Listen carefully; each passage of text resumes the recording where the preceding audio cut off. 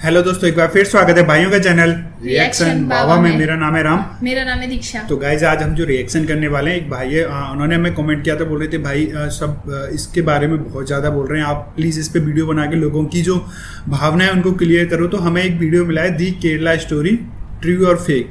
तो गाइज आप लोगों को पता ही है, इंडिया के अंदर एक मूवी लॉन्च हुई है जिसका कि नाम है दी केरला स्टोरी। तो केरला की स्टोरी दिखाई गई है इसके अंदर कि केरला के अंदर, केरला इंडिया का एक पार्ट है, इसके अंदर कितना लव जिहाद हुआ था, क्या सब हुआ था कि जो मुस्लिम लोग थे उन्होंने कैसे हिंदू महिलाओं को मुस्लिम बनाया या फिर उनसे हिंदू बन के प्यार करा, ऐसी कुछ स्टोरी है। रियल अभी मुझे भी नहीं पता। आई होप ये वीडियो देख के मेरा भी क्लियर हो और आप लोगों का भी क्लियर हो जाए। तो केरला स्टोरी इस टाइम बहुत ज़्यादा हॉट टॉपिक है और सबका ये है, बहुत सारी जगह तो जैसे कई सारे स्टेट हैं जहाँ पे कि इस मूवी को पूरी तरीके से बैन कर दिया है कि ये नहीं चलाई जाएगी। तो ध्रुव राठी भाई जो कि हमेशा ऐसे टॉपिक्स पे बोलते हैं, तो उनके वीडियो पे ही हम आज रिएक्शन कर रहे हैं। आई होप आपको पसंद आए और आपकी क्या राय जरूर कमेंट में बताएं। वीडियो अच्छी लगे तो वीडियो को लाइक करें और आप चाहते हैं आपको ऐसे रिएक्शन वीडियो मिलते रहें तो प्लीज चैनल को भी सब्सक्राइब करें। तो आज के रिएक्शन हम कर लेते हैं स्टार्ट बिना किसी देरी के। Let's play. नमस्कार दोस्तों, हाल ही में एक फिल्म रिलीज हुई द केरला स्टोरी नाम से, जिस पर बड़ी चर्चा हो रही है। इस फिल्म में दिखाया गया है कि कैसे केरला में एक खुफिया खेल खेला जा रहा है बेगुनाह औरतों को इस्लाम में जबरदस्ती कन्वर्ट करने का और उन्हें आईसिस के पास भेजा जा रहा है। इस फिल्म के और फिल्म डायरेक्टर के अनुसार करीब 32,000 लड़कियों के साथ ऐसा किया गया है, जो कि आज के दिन सीरिया और यमन के रेगिस्तान में दफन है। क्या है इसके पीछे की असली कहानी और इस चीज में कितनी सच्चाई है, आइए जानने की कोशिश करते हैं आज के इस वीडियो में। केरला स्टोरी। मेरे जैसे 32,000 गर्ल्स कन्वर्ट होके सीरिया और यमन के रेगिस्तान में दफन हो चुकी है। आज से करीब 100 साल पहले जर्मनी के तानाशाह एडोल्फ हिटलर ने अपनी एक किताब लिखी थी माइन काम्फ नाम से। इस किताब में इसने बताया था एक प्रोपेगेंडा टेक्निक के बारे में जिसका नाम था बिग लाई। हिटलर का कहना था लोगों को बहकाने के लिए इतना बड़ा झूठ बोलो, इतना बड़ा झूठ बोलो कि लोगों को लगे यार कोई इतना बड़ा झूठ थोड़ी बोल सकता है, कोई ये बात कह रहा है तो कुछ तो सच्चाई होगी इस बात। जब झूठ इतना बड़ा हो, इतने कॉन्फिडेंस के साथ बोला जाए तो कुछ लोग उसे सच मान बैठते हैं। लोगों को लगता है यार कोई इतना बड़ा झूठा थोड़ी हो सकता है। इस टेक्निक के एडिशन में एक दूसरी प्रोपेगेंडा टेक्निक बताई थी हिटलर के प्रोपेगेंडा मिनिस्टर जोसेफ गोबल्स ने। गोबल्स ने कहा कि रेपिटेशन भी यहां पर बहुत जरूरी है। इस बड़े झूठ को बार बार दोहराते रहो। इतनी बारी इस बड़े झूठ को दोहराओ कि लोगों को 4 अलग अलग सोर्सेज से यही झूठ सुनने को मिले। ऐसा करने से लोग और कन्विंस हो जाते हैं। फिर एक तीसरी टेक्निक बताई जाती है हाफ ट्रूथ की। बीच बीच में अपनी बातों में आधा सच भी घोल दो, क्योंकि क्या है ना, कुछ लोग आज के दिन बिग लायर्स को बड़ी आसानी से पहचान लेते हैं। जब कोई कहता है कि अरे यार कोई इतना बड़ा झूठ थोड़ी ना बोलेगा, लोग कहते हैं भाई तुझे पता नहीं है कितना बड़ा फेंकू है, ये इतनी लंबी फेंकता है जितनी दूर नीरज चोपड़ा का जेवलिन भी नहीं जाएगा। तो जो लोग इन बड़े झूठ से कन्विंस ना हो उनके लिए ये हाफ ट्रूथ। मैं क्यों बताने लग रहा हूं आपको ये सारी प्रोपेगेंडा टेक्निक्स, क्योंकि आज आप इस वीडियो में देखोगे कि कैसे इन तीनों टेक्निक्स का इस्तेमाल किया गया है लोगों को बहकाने के लिए। द केरला स्टोरी फिल्म के डायरेक्टर सुदीप्तो सेन से पूछा गया कि ये फिल्म कौन सी सच्ची घटनाओं से इंस्पायर्ड है। इन्होंने कई चीजें कही यहाँ पर। पहला इन्होंने कहा साल 2010 में केरला के जो फॉर्मर चीफ मिनिस्टर थे ओमन चांडी, उन्होंने एक स्टेटमेंट दी थी केरला की असेंबली में। आप इस स्टेटमेंट को गूगल कर सकते हो और कुछ एक इंडिया टुडे की रिपोर्ट सामने आती है। 2500 औरतें, इस्लाम, केरला, ओमन चांडी, बात तो सही है। फिर कहा गया कि एक और former chief minister of Kerala VS Achuthanandan ने एक समय पर कहा था कि केरला अगले 20 सालों में इस्लामिक स्टेट बनने वाला है। आप इस चीज को गूगल पे सर्च करते हो और आपको यूट्यूब या ट्विटर पे वीडियो दिखता है, आपको लगता है यार हाँ ये बात भी सही है। फिर फिल्म के टीजर में दिखाया जाता है एक लड़की कहती है कि मैं फातिमा हूं और मैं अफगानिस्तान की जेल में हूं। आप इस चीज को गूगल पे सर्च करते हो और द हिंदू का एक न्यूज आर्टिकल दिखता है, फातिमा, अफगानिस्तान की जेल, इस्लामिक स्टेट। ये चीज भी सही है। यही सारी चीजें दोस्तों एक बढ़िया एग्जाम्पल है हाफ ट्रूथ का।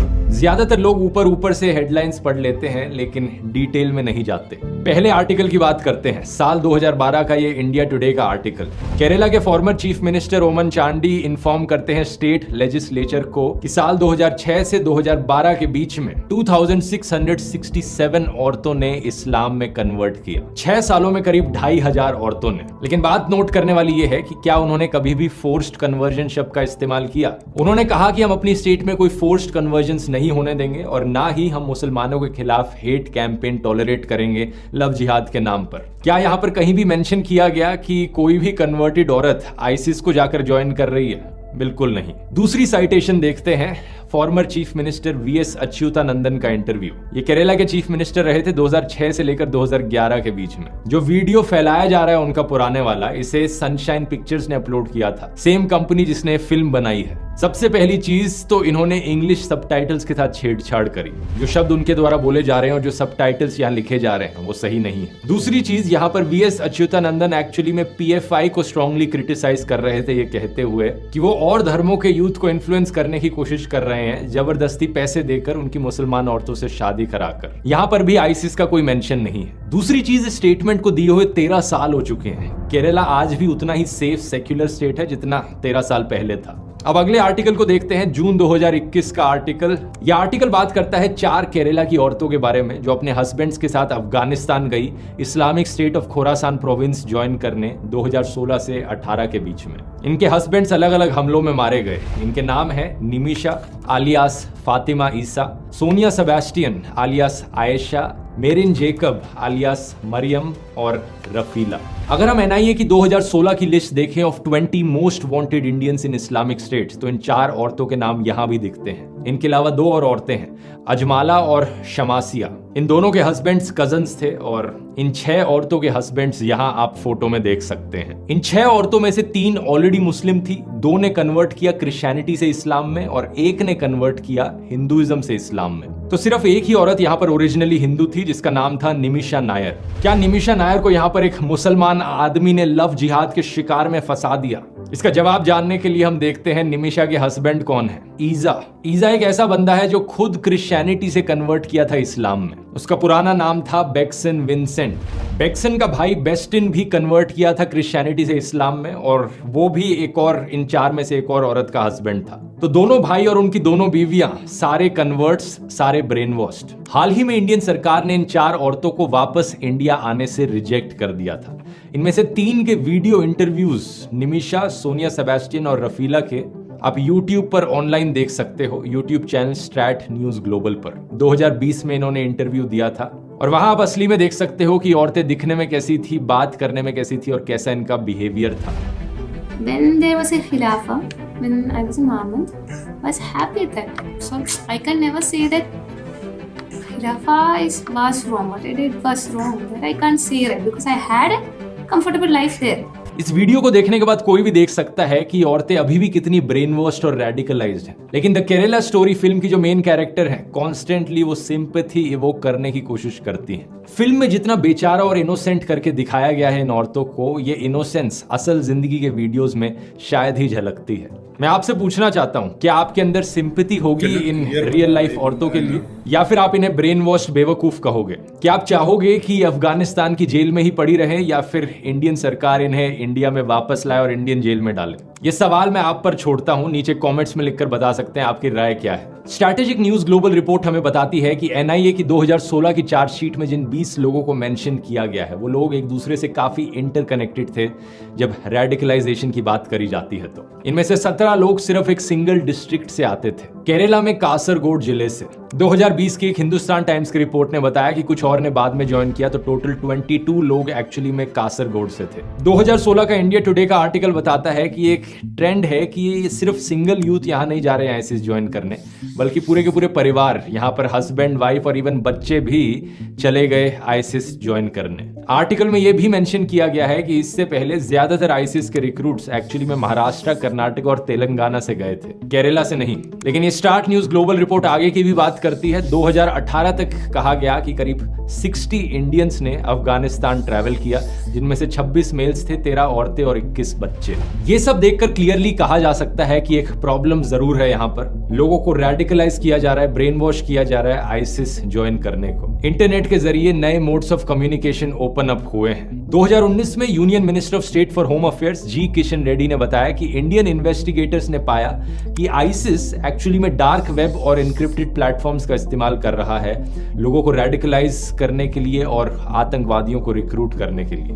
लेकिन सवाल यहां पर यह उठता है कि यह प्रॉब्लम कितनी बड़ी है आखिर। फिल्म ने कहा कि 32,000 औरतों के साथ ऑलरेडी ऐसा किया जा चुका है केरला के अंदर अंदर।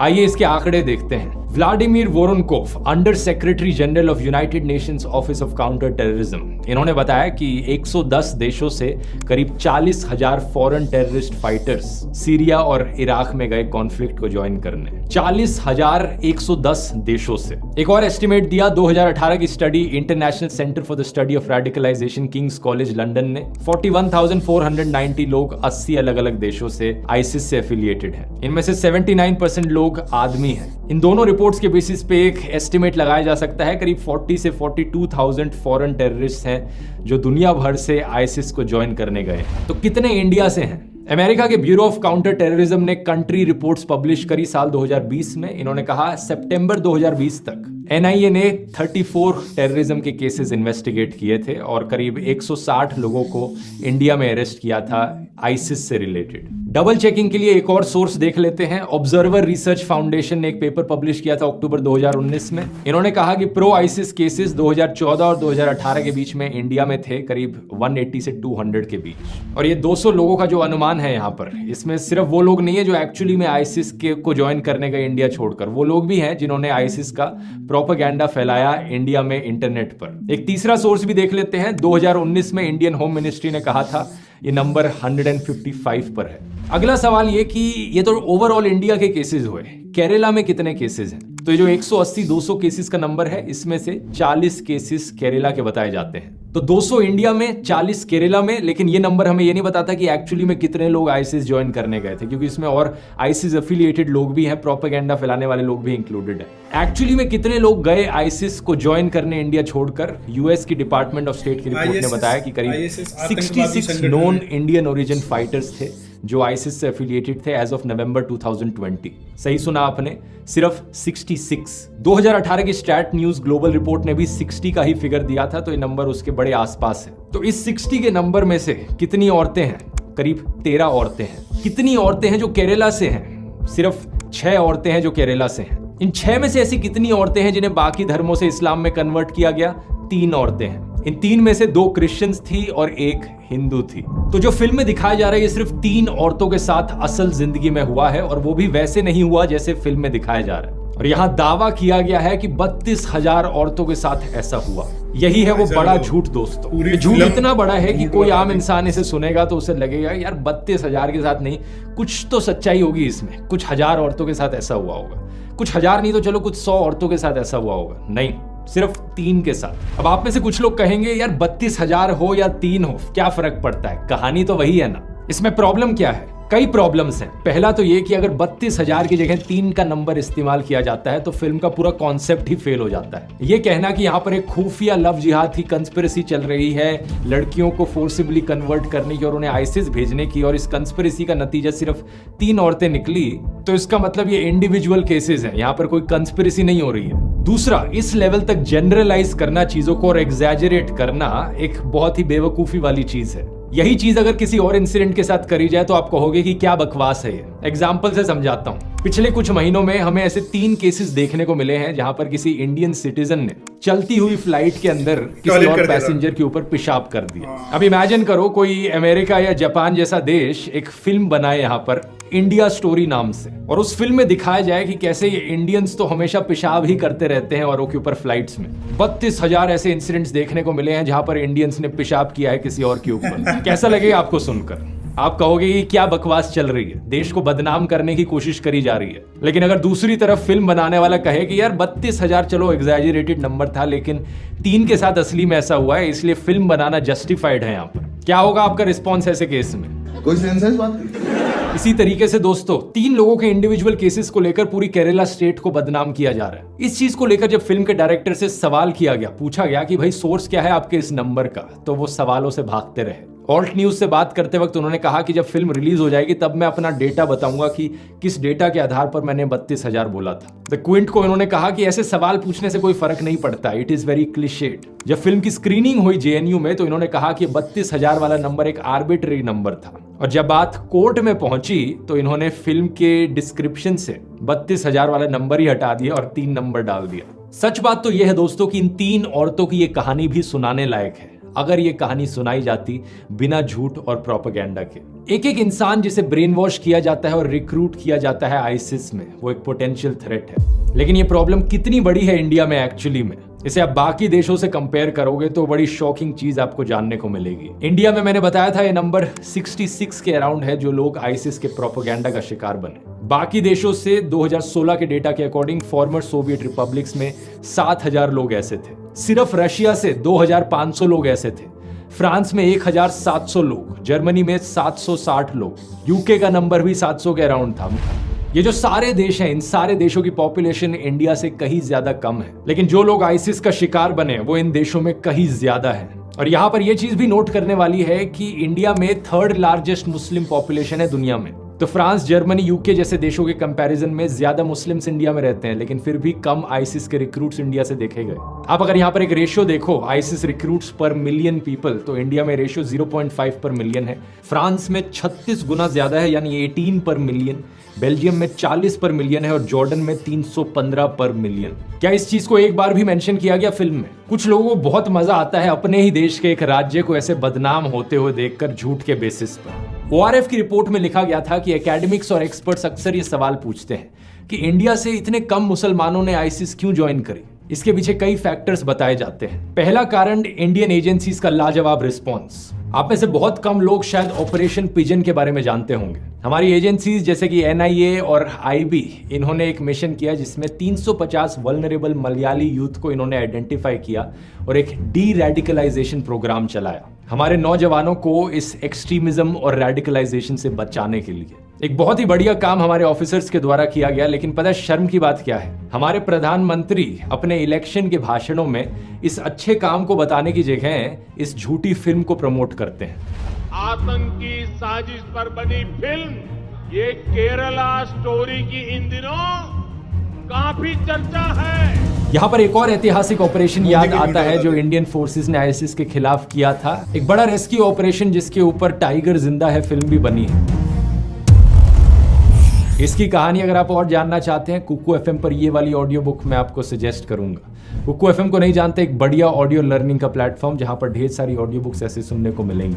ध्रुव 30 कूपन का इस्तेमाल कीजिए कुकू FM के पहले महीने पर 30% ऑफ पाने के लिए। 99 रुपीज की जगह सिर्फ 69 रुपीज कॉस्ट पड़ेगी। इसका लिंक नीचे डिस्क्रिप्शन में मिल जाएगा। इनका धन्यवाद इस वीडियो को स्पॉन्सर करने के लिए भी। और अब टॉपिक पर वापस आते हैं। प्रधानमंत्री मोदी चाहते तो इस इंस्पिरेशनल कहानी के बारे में बता सकते थे लोगों को, लेकिन नहीं, झूठी फिल्म प्रमोट करनी थी। दूसरा कारण फॉर्मर डिप्लोमेट तालमीज अहमद बताते हैं इंडिया का सिंक्रेटिक कल्चर और ट्रेडिशन। इंडिया में यूनिटी इन डाइवर्सिटी। इंडिया में मुस्लिम्स हिंदुओं और क्रिश्चियंस के साथ मिलजुल कर रहते हैं और इसीलिए एक्सट्रीम आइडियोलॉजीज को उन्होंने रिजेक्ट किया। 2015 में जब पता चला कि सिर्फ 29 इंडियंस ने आईसिस को ज्वाइन किया था, एक रिपोर्ट ने बताया कि आईसिस खुद इंडियन रिक्रूट्स को इंफीरियर मानता था। आईसिस का मानना था कि इंडिया में जो इस्लाम प्रैक्टिस किया जाता है वो काफी सॉफ्ट वर्जन है, एक ज्यादा लिबरल वर्जन है इस्लाम का। तीसरा, यहाँ पर कई मुस्लिम क्लेरिक्स का भी एक पॉजिटिव रोल बताया जाता है। मार्च 2009 में दारुल उलूम दियोबंद ने एक फतवा इशू किया था इंडिया को दार अल अमन डिक्लेयर करते हुए, एक ऐसा देश जहां पर मिलिटेंट जिहाद प्रोहिबिटेड है। सिमिलरली 2015 में एक जॉइंट फतवा इशू किया गया था 70,000 इंडियन मुस्लिम स्कॉलर्स के द्वारा आईसिस, तालिबान, अलकायदा और बाकी और आतंकवादी संगठनों के खिलाफ। यहाँ जो असली केरला स्टोरी है वो बड़ी प्राउड होने वाली बात है कि बाकी दुनिया के कंपैरिजन में इंडिया से कितने कम मुसलमानों ने आईसिस को ज्वाइन किया। और केरला यहाँ पर एक बड़ा ही जीता जागता एग्जाम्पल है इस यूनिटी इन डाइवर्सिटी का, जहाँ अलग अलग धर्मों के लोग साथ में मिलजुल कर रहते हैं पीसफुली। यही कारण है कि केरला नंबर 1 स्टेट है बहुत से अलग अलग इंडिकेटर्स में। एजुकेशन में नंबर 1, हेल्थ केयर में नंबर 1, ह्यूमन डेवलपमेंट इंडेक्स में नंबर 1। और फिर हमारे पॉलिटिशियंस इन झूठी कहानियों का इस्तेमाल करते हैं केरला को बदनाम करने के लिए। फरवरी में इसी साल होम मिनिस्टर अमित शाह ने इलेक्शन कैंपेनिंग के वक्त कर्नाटका में कहा था, आपके बगल में ही केरल है, इससे ज्यादा कुछ नहीं कहूंगा। केरला को बदनाम करना इकलौता प्रोपेगेंडा नहीं है इस फिल्म के अंदर। दूसरा बड़ा झूठ फैलाया जा रहा है लव जिहाद को लेकर। फिल्म में दिखाया जा रहा है कि यहाँ पर जबरदस्ती धर्म परिवर्तन करने की कोशिश करी जाती है। क्या सच है इसके पीछे? साल 2017 में केरला की सरकार ने 90 केसेस की लिस्ट सबमिट करी थी एनआईए को जांच करने के लिए कि इनमें लव जिहाद एंगल है या नहीं है। एनआईए ने 11 केसेस पर एग्जामिनेशन करी और कंक्लूड किया साल 2018 में कि हालांकि पीएफआई ने कन्वर्जन को फैसिलिटेट किया था, लेकिन एक भी ऐसा केस नहीं मिला जहां पर जबरदस्ती धर्म परिवर्तन करवाया जा रहा हो किसी भी इंसान का, चाहे आदमी हो या औरत। एक सबूत से मन नहीं भरता, दूसरा सबूत देख लो। यूनियन होम मिनिस्ट्री ने भी यही कहा था साल 2020 में।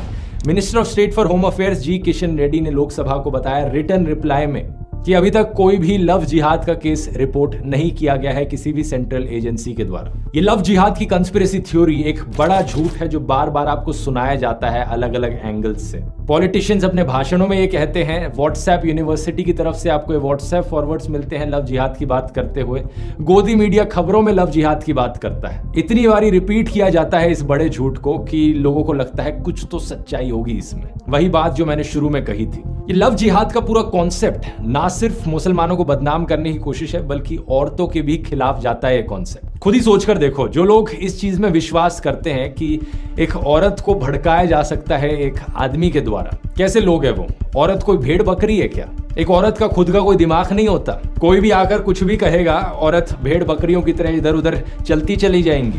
चाहे हिंदू औरत हो, मुस्लिम औरत हो, क्रिश्चियन औरत हो या किसी भी और धर्म की औरत हो, सभी औरतों को मिलकर इन धर्म के ठेकेदारों को बताना चाहिए कि भाड़ में जाओ, हमारे पास अपना दिमाग है। अगर कोई जबरदस्ती मुझे कन्वर्ट करने की कोशिश करेगा तो मैं पुलिस के पास जा सकती हूँ। और कानून भी ऐसा बनाया गया है कि अगर कोई जबरदस्ती कन्वर्ट करने की कोशिश भी करेगा तो उसे जेल जाना पड़ेगा। लेकिन सवाल ये कि कितना लोगों को एक्चुअली में कन्वर्ट किया भी जा रहा है इंडिया में। कभी कभार ऐसा होता है कि कोई क्रिश्चियन मिशनरी हुआ या ये घर वापसी वाले हो या कोई मुस्लिम क्लेरिक थोड़े ओवर एक्टिव हो जाते हैं अपने प्रवचन में और बैलेंस थोड़ा इधर से उधर हो जाता है। जैसे कि ये 2016 का न्यूज़ आर्टिकल देखिए जहां पर विश्व हिंदू परिषद के लीडर ने कहा कि इनकी ऑर्गेनाइजेशन ने 7.5 लाख लोगों को हिंदुइज्म में वापस रिकन्वर्ट किया 10 सालों के अंदर अंदर। लेकिन ये अलग अलग धर्मों के ठेकेदार अगर इंटरफेयर ना करें, लोग अपनी मर्जी से कन्वर्ट करना चाहे तो एक बड़ा बैलेंस देखने को मिलता है। अप्रैल 2021 की रिपोर्ट देखिए, 506 लोगों ने रजिस्टर किया कि वो अपना धर्म बदलना चाहते हैं केरला सरकार के सामने। इनमें से 47% लोग ऐसे थे जो क्रिश्चियनिटी या इस्लाम से हिंदुइज्म में कन्वर्ट किए। तो ऐसा नहीं है कि एक तरफ ज्यादा कन्वर्जन्स देखने को मिल रही हूँ। 2021 के प्यू रिसर्च सेंटर के सर्वे ने भी यही चीज बताई थी। 30,000 से ज्यादा लोगों पर सर्वे किया गया, पता लगा कि सिर्फ 0.7% लोगों ने हिंदुइज्म को छोड़ा था, दूसरा धर्म अपनाया था, और 0.8% लोगों ने बाकी धर्मों को छोड़कर हिंदुइज्म अपनाया था। यहाँ पर समझने वाली बात यह है कि सिर्फ कुछ पॉलिटिकल पावर के लिए यहाँ पर एक बहुत गंदा खेल खेला जा रहा है। ऐसे बड़े बड़े झूठ बोले जा रहे हैं, कंस्पिरेसी थ्योरीज रची जा रही हैं ताकि हिंदूज और मुस्लिम्स और क्रिश्चियंस को एक दूसरे से लड़ाया जा सके। कुछ पॉलिटिकल पार्टीज को इससे बहुत फायदा मिलता है अगर लोगों के अंदर सिर्फ ये नफरत भरी रहे दूसरे धर्म के लोगों के लिए। शुरुआत में सिर्फ व्हाट्सएप फॉरवर्ड्स थे, फिर गोदी मीडिया ने ये काम करना शुरू किया और अब पूरी की पूरी प्रोपेगेंडा फिल्में बनाई जा रही हैं लोगों को बहकाने के लिए। आज से 100 साल पहले हिटलर के समय में भी ऐसा ही होता था, बड़ी प्रोपेगेंडा फिल्में बनती थी। Triumph of the Will, the Traitor, Robert and Bertram, the Eternal Jew, ढेर सारी ऐसी फिल्में हैं जो अपनी मन मर्जी से हिस्ट्री को डिस्टॉर्ट करती थी,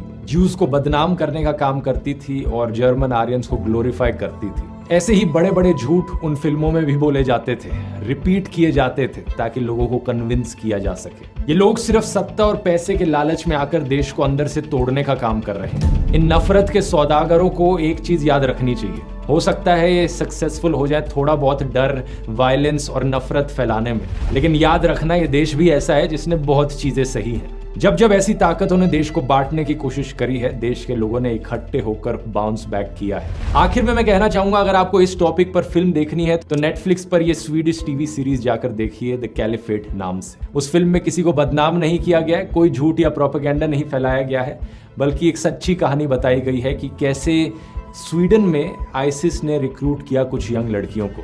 एक बड़ा ही थ्रिलिंग शो है। बहुत बहुत धन्यवाद।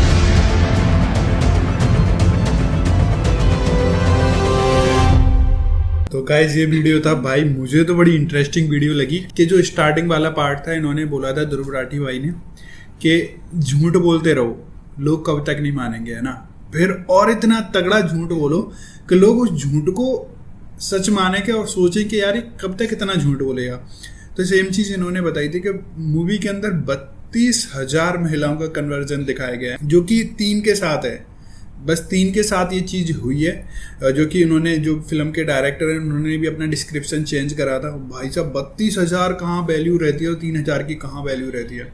तो कितना कुछ ये सब दिखाया जाता है आजकल, और सब पॉलिटिकल्स एजेंडा रहते हैं, आप लोगों को भी पता है, बहुत सारी चीज़ें रहती हैं, अलग अलग लोगों के दिमाग में अलग अलग चीज़ें बिठाई जाती हैं। आप लोगों की क्या राय है? वीडियो बहुत अच्छा था, आप लोगों ने देखा हो, मैंने बहुत अच्छे से देखा, बहुत अच्छे से समझ आया। भाई ने इतनी अच्छी रिसर्च की है, इतनी सारी टीम लगी होगी, ऑब्वियस अकेला तो कोई नहीं कर सकता।